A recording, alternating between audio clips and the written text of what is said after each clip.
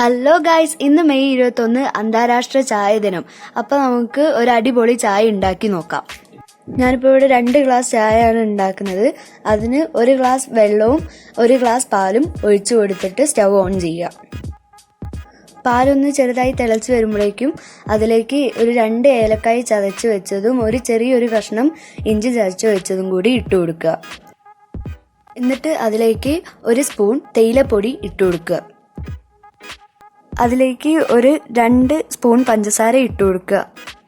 ഇതിനി ഒന്നും കൂടി തിളച്ച് വരുമ്പോൾ നമുക്ക് സ്റ്റവ് ഓഫ് ആക്കുന്നതാണ്. അതോടെ നമ്മുടെ അടിപൊളി ചായ ഇവിടെ റെഡി ആയിരിക്കുകയാണ്.